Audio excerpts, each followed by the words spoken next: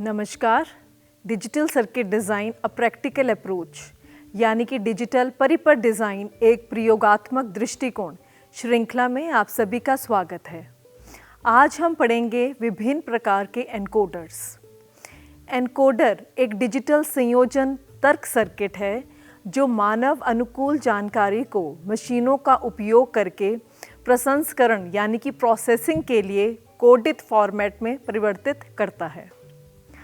अगर सरल शब्दों में कहें तो एनकोडर सूचना के एक टुकड़े को सामान्य रूप में कोडित रूप में परिवर्तित करता है। इस प्रक्रिया को एनकोडिंग कहा जाता है। एनकोडर विभिन्न डिजिटल इलेक्ट्रॉनिक्स अनुप्रयोगों जैसे कि डेटा ट्रांसमिशन, कंट्रोल और ऑटोमेशन, संचार या कहें कम्युनिकेशन, सिग्नल प्रोसेसिंग आदि में महत्वपूर्ण कंपोनेंट्स हैं। एक एनकोडर में एक निश्चित संख्या में इनपुट और आउटपुट लाइंस होती हैं। जहां एक एनकोडर में अधिकतम 2n इनपुट लाइंस हो सकती हैं जबकि n आउटपुट लाइनें हो सकती हैं। इसीलिए एक एनकोडर 2n इनपुट लाइंस द्वारा दर्शाई गई जानकारी को n बिट्स के साथ एनकोड करता है, जैसा कि आप चित्र में देख पा रहे हैं। अब हम पढ़ेंगे एनकोडर के प्रकार। एनकोडर जो हम पढ़ने जा रहे हैं उनके कुछ 3 तरह के प्रकार हम पढ़ेंगे, जैसे कि 4 से 2 एनकोडर, 8 से 3 एनकोडर जिसको कि ऑक्टल एनकोडर भी कहा जाता है, और फिर डेसिमल टू बीसीडी एनकोडर। तो सबसे पहले 4 से 2 एनकोडर। यह एनकोडर एक प्रकार का एनकोडर है जिसमें 4 इनपुट लाइनें होती हैं, यानी कि 2 तो बन गया 4 और 2 आउटपुट लाइनें होती हैं। यह इनपुट लाइनें के संयोजन के आधार पर एक आउटपुट कोड उत्पन्न करता है, या कहें कि इनपुट जानकारी को 2 बिट प्रारूप यानी कि फॉर्मेट में परिवर्तित करता है। 4 से 2 एनकोडर का ब्लॉक आरेख आप स्क्रीन पर देख पा रहे हैं। यहाँ पर हमने 4 इनपुट्स यानी कि Y0, Y1, Y2, Y3 के रूप में दर्शाया है, और आउटपुट पर 2 आउटपुट लाइनें हैं यानी कि A0 और A1 के रूप में। विभिन्न इनपुट संयोजनों के लिए 4 से 2 एनकोडर का कार्य या कहें फलन सत्य तालिका यानी कि ट्रूथ टेबल में वर्णित किया गया है, जैसा कि आप देख पा रहे हैं। तो इनपुट्स पर 4 इनपुट लाइनें हैं, Y0, Y1, Y2, Y3, और इसी प्रकार आउटपुट A1, A0। तो आप इसका ट्रूथ टेबल यानी कि सत्य तालिका आप स्क्रीन पर देख पा रहे हैं। इस सत्य तालिका से हम 4 से 2 एनकोडर के प्रत्येक आउटपुट के लिए बूलियन अभिव्यक्ति प्राप्त कर सकते हैं, जैसा कि आप स्क्रीन पर देख पा रहे हैं कि A0 जो आउटपुट है वो हमारा कब हाई हो रहा है, जब Y1 और Y3 हाई है। तो यानी कि A0 equals to Y1 plus Y3। इसी प्रकार A1 हमारा आएगा Y2 प्लस Y3। यह स्पष्ट है कि हम 2 और गेट्स का उपयोग करके 4 से 2 एनकोडर के लॉजिक सर्किट को इम्प्लीमेंट कर सकते हैं। चित्र 4 से 2 एनकोडर का तर्क आरेख स्क्रीन में दर्शाया गया है। तो यहाँ पे 2 और गेट्स हैं, इनपुट पे लाइनें हैं हमारे पास, और ऐसे ही आउटपुट पर भी लाइंस हैं, जो कि आउटपुट जब उत्पन्न होगा तो उन लाइंस के थ्रू हम उनका कॉम्बिनेशन देख पाएंगे। 4 से 2 एनकोडर के अनुप्रयोग। इसका व्यापक रूप से कुछ बड़े पैमाने पर अनुप्रयोगों में उपयोग किया जाता है, जैसे कि डेटा मल्टीप्लेक्सिंग, डिजिटल नियंत्रण सिग्नल उत्पन्न करना, पता डिकोडिंग के लिए डिजिटल सिस्टम में डेटा एनकोडिंग इत्यादि। अगला एनकोडर है ऑक्टल टू बाइनरी एनकोडर, यानी कि 8 से 3 encoder. Octal to binary encoder एक प्रकार का ऐसा एनकोडर है जो ऑक्टल कोड को बाइनरी कोड में परिवर्तित करता है। यह 8 इनपुट लाइनों को स्वीकार करता है और इनपुट लाइनों के संयोजन के आधार पर 3 बिट आउटपुट उत्पन्न करता है। इसीलिए इसे 8 से 3 बिट एनकोडर के रूप में जाना जाता है। ऑक्टल में बाइनरी एनकोडर का ब्लॉक और औरक आप स्क्रीन पर देख पा रहे हैं। तो इनपुट लाइंस हैं I0, I1, I2, I3, I4, I5, I6, I7 और आउटपुट पे हमें मिल रहा है Y0, Y1, Y2। तो विभिन्न इनपुट संयोजनों के लिए ऑक्टल से बाइनरी एनकोडर का कार्य या कहें फलन सत्य तालिका यानी कि ट्रूथ टेबल में वर्णित किया गया है, जैसा कि आप स्क्रीन पर देख पा रहे हैं। तो हमने यहाँ पे सत्य तालिका बनाया है जिसमें कि इनपुट लाइन I0 से I7 है और आउटपुट लाइंस Y0 से Y2 तक। तो इसी प्रकार इस सत्य तालिका से हम ऑक्टल से बाइनरी एनकोडर के प्रत्येक आउटपुट के लिए बूलियन अभिव्यक्ति प्राप्त कर सकते हैं। तो जिस प्रकार हमने पहले एनकोडर से ट्रूथ टेबल के द्वारा आउटपुट लिया था, उसी प्रकार इस एनकोडर का भी हम आउटपुट देखेंगे। तो Y0 जैसे कि आप स्क्रीन पर देख पा रहे हैं equals to I1 plus I3 plus I5 plus I7। कब कब हाई है वो हमने देखना है। उसी प्रकार Y1 equals to I2 plus I3 plus I6 plus I7 और अंतिम में Y2 is equal to I4 plus I5 plus I6 plus I7। इन अभिव्यक्तियों से यह स्पष्ट है कि ऑक्टल से बाइनरी एनकोडर की इम्प्लीमेंटेशन के लिए 3 और गेट्स की आवश्यकता होती है, जैसा कि चित्र में दिखाया गया है तर्क सर्किट औरक के द्वारा। अब इसके अनुप्रयोगों को हम पढ़ेंगे। ऑक्टल टू बाइनरी एनकोडर का उपयोग कुछ इस प्रकार है, जैसे कि डिजिटल सिस्टम में डेटा कन्वर्जन के लिए ऑक्टल मेमोरी एड्रेसेस को बाइनरी मेमोरी एड्रेसेस में भी बदलता है। माइक्रो प्रोसेसर और माइक्रो कंट्रोलर में ऑक्टल निर्देशों को बाइनरी फॉर्मेट में भी बदल देता है। संचार प्रणालियों में ट्रांसमिशन आदि के लिए ऑक्टल डेटा को बाइनरी फॉर्म में एनकोड करना हो तो इस एनकोडर का इस्तेमाल होता है। एनकोडर में आमतौर पर होने वाली कुछ लिमिटेशंस इस प्रकार हैं। जब एनकोडर के सभी आउटपुट 0 के बराबर होते हैं तो एक अस्पष्टता होती है, क्लैरिटी नहीं होती है। यदि एक से अधिक इनपुट एक्टिव हाई है तो एनकोडर एक आउटपुट उत्पन्न करता है जो सही कोड नहीं हो सकता। इसीलिए इन कठिनाइयों को दूर करने के लिए हमें एनकोडर के प्रत्येक इनपुट को प्राथमिकताएं देनी होंगी। फिर एनकोडर का आउटपुट एक्टिव हाई इनपुट के अनुरूप कोड होगा जिनकी प्राथमिकता अधिक है। तो आइए अब पढ़ते हैं प्राथमिकता एनकोडर यानी कि प्रायोरिटी एनकोडर को। सबसे पहले 4 से 2 प्राथमिकता एनकोडर को हम पढ़ेंगे।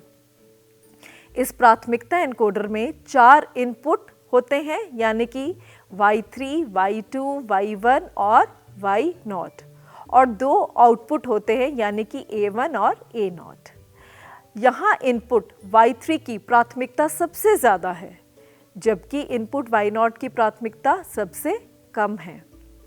इस मामले में भले ही एक से ज़्यादा इनपुट एक ही समय में एक हों, आउटपुट उस इनपुट के अनुरूप बाइनरी कोड होगा जिसकी प्राथमिकता ज़्यादा है।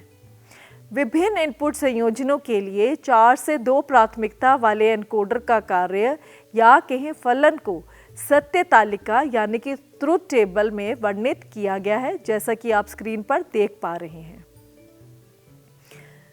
तो इस सत्य तालिका के द्वारा हम इसकी आउटपुट एक्सप्रेशन यानी कि A0 और A1 कुछ इस प्रकार से ले सकते हैं। तो कार्नो मैपिंग जो कि बूलियन एक्सप्रेशन में शब्दिकों के संयोजन का प्रतिनिधित्व करने वाले सेल्स की एक व्यवस्था और एक्सप्रेशन के व्यवस्थित सरलीकरण के लिए उपयोग किया जाता है, उसका उपयोग करते हुए हमारे पास 2 एक्सप्रेशन आएंगे। पहला, जैसा कि आप स्क्रीन पर देख पा रहे हैं, A1 is equal to Y3 plus Y2। तो ये कार्नो मैपिंग में हमने 4 इनपुट वेरिएबल्स लिए हैं, Y1, Y0, Y1, Y2, Y3। तो इनके कॉम्बिनेशंस को फिल करते हुए AN1 के कॉम्बिनेशन को फिल करेंगे इन 16 कॉम्बिनेशंस में और हमें आउटपुट पर एक्सप्रेशन मिलेगा A1 is equal to Y3 plus Y2। इसी प्रकार हमें A0 का एक्सप्रेशन मिलेगा Y3 plus Y2 bar into Y1, जैसे कि आप स्क्रीन पर देख पा रहे हैं। अब इसका तर्क सर्किट आरेख कुछ इस प्रकार है, जैसा कि आप स्क्रीन पे देख पा रहे हैं। Input lines Y0, Y1, Y2, Y3 और आउटपुट पर A0, A1 और एक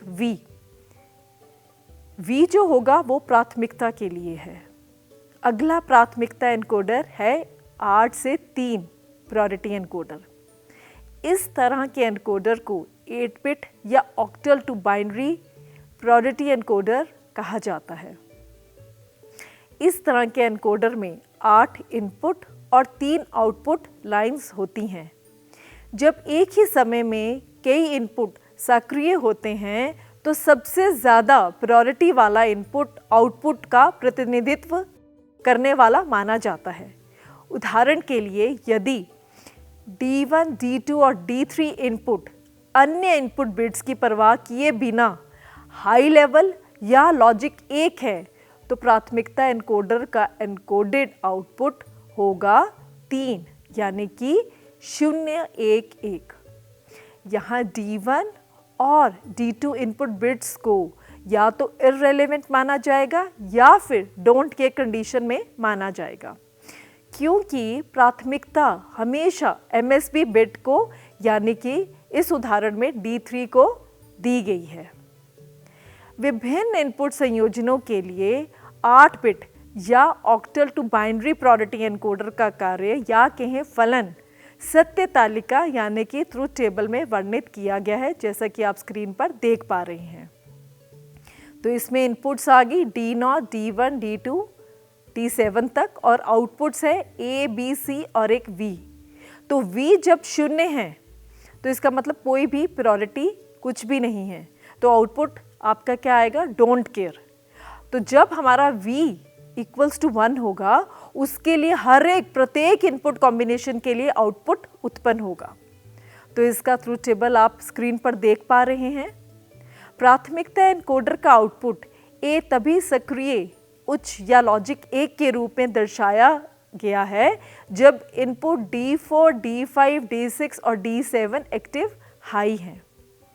एनकोडर का आउटपुट B तभी लॉजिक 1 पर होता है जब इनपुट D2, D3, D6 और D7 हाई होते हैं। इसी प्रकार आउटपुट C तभी लॉजिक 1 के रूप में दर्शाया गया है जब इनपुट D1, D3, D5 और D7 सक्रिय उच्च होते हैं।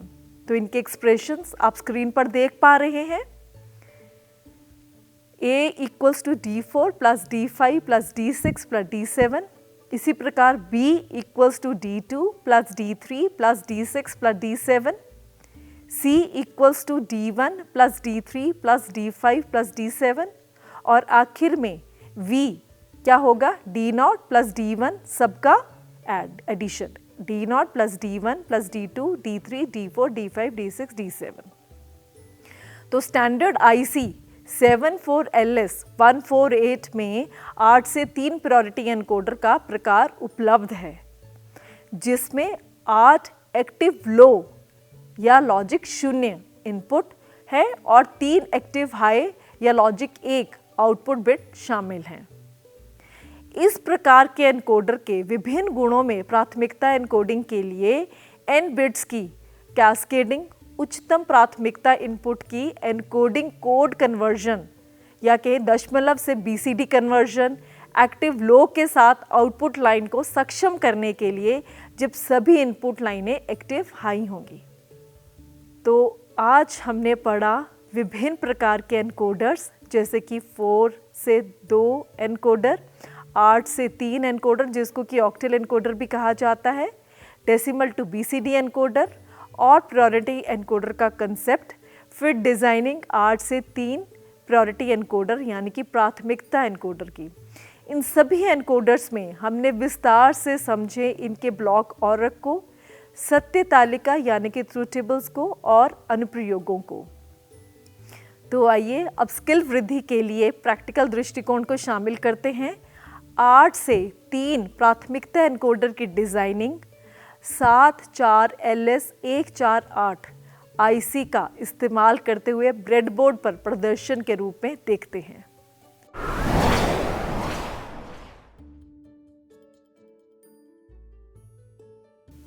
तो आइए अब स्किल वृद्धि के लिए प्रैक्टिकल दृष्टिकोण को शामिल करते हैं और 8 से 3 प्राथमिकता एनकोडर की डिज़ाइनिंग IC 74LS148 के द्वारा देखते हैं। ये हमारी IC 74LS148 है और यहाँ पर हमने विभिन्न इनपुट्स के द्वारा अपनी आउटपुट को चेक करेंगे, जो कि आउटपुट LED के रूप में यहाँ पर डेमोन्स्ट्रेट होगी।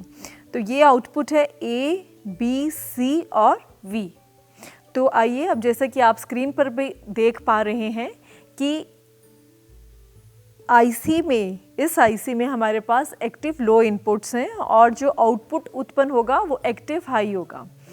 तो यहाँ पर जो हमने इनपुट्स ली हैं वो हमने ली हैं लाइक जैसे D0 है, D0 पिन 10 पर उपलब्ध है। इसी प्रकार D1 पिन 11, D2 पिन 12 पर, D3 पिन 13, D4 पिन 1 पर और D5 पिन 2, D6 पिन 3 और D7 पिन 4 पर। इसी प्रकार इसकी जो आउटपुट है जो कि एक्टिव हाई है, तो पिन नंबर 6 से हम A आउटपुट ले रहे हैं, पिन नंबर 7 से आउटपुट B और पिन नंबर 9 से आउटपुट C और आखिर में जो V है वो हमने पिन नंबर 15 से ली है। तो आप जैसा कि स्क्रीन पर देख पा रहे हैं सत्य तालिका यानी कि ट्रुथ टेबल को, तो यहाँ पर हमारे पास D0 0 है। क्यों? क्योंकि हमने ये एक्टिव लो लिया है। तो 0 पर अब हम देखेंगे कि हमारे पास आउटपुट क्या उत्पन्न होता है। तो D0 हमारे पास कौन से पिन पर उपलब्ध है? पिन 10 पे। तो अब आप जैसा देख पा रहे हैं यहाँ पर हमारे पास 1 2 3 4 5 6 7 8 फिर 9 10 11 12 13 14 15 16। ठीक है, तो इस प्रकार पिन 10 में हमने इसको डाला और आपने आउटपुट पे देखा कि A, B, C तीनों 1 है और V भी 1 है। अगला कॉम्बिनेशन में हमारे पास D1 यानी कि पिन 11 पर हमने 0 देना है। तो पिन 11 इसका नेक्स्ट ही है। तो पिन जैसे ही हमने पिन 11 पर 0 दिया तो आउटपुट पर हमारे पास A, B हाई है, एक्टिव हाई, ऑन है LED और ये 0 है और ये भी हमारे पास ऑन है, ऑन स्टेट में है। तो इसका मतलब कॉम्बिनेशन क्या हुआ? 1 1 0 1। अब अगला कॉम्बिनेशन है यानी कि D2। D2 पर अब हम डालेंगे एक्टिव लो है, तो यहाँ पर हमने दिया पिन 12 में। तो इसकी अगली पिन में हमने डाला पिन 12 में डालते ही हमारे पास कॉम्बिनेशन क्या मिला? 1 0 1 1। तो इसी प्रकार सभी कॉम्बिनेशंस को हम वेरीफाई करेंगे।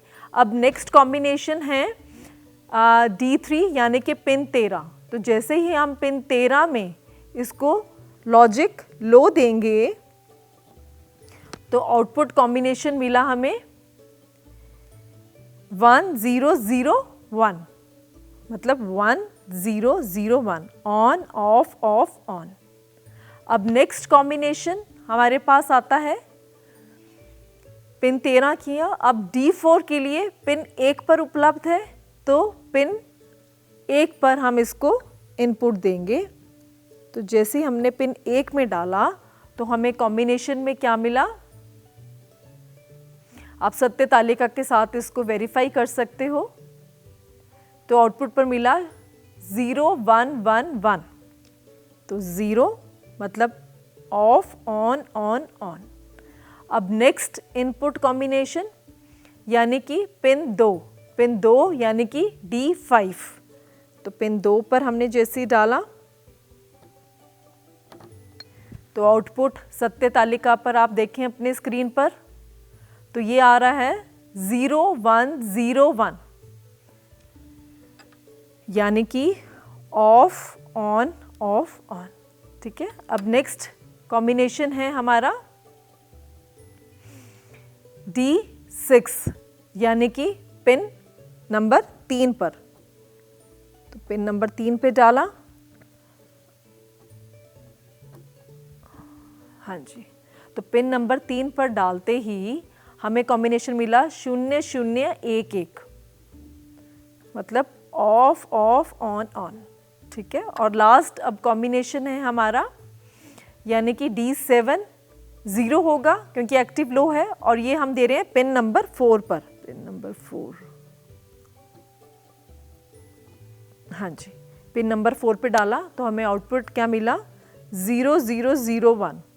तो इस प्रकार हम अपने 8 कॉम्बिनेशंस जो कि D0 से D7 के कॉम्बिनेशंस हैं, इसके कॉरेस्पॉन्डिंग हम आउटपुट को हमने आज वेरीफाई किया कि हमारे पास कब ये ऑन होते हैं और ऑफ होते हैं। और इसमें प्रायोरिटी एनकोडर हमने डिज़ाइन किया है 8:3, और इसकी प्राथमिकता को बनाए रखने के लिए हमने एक V पैरामीटर लिया जो कि ग्रीन LED से हमने इसको शो किया है।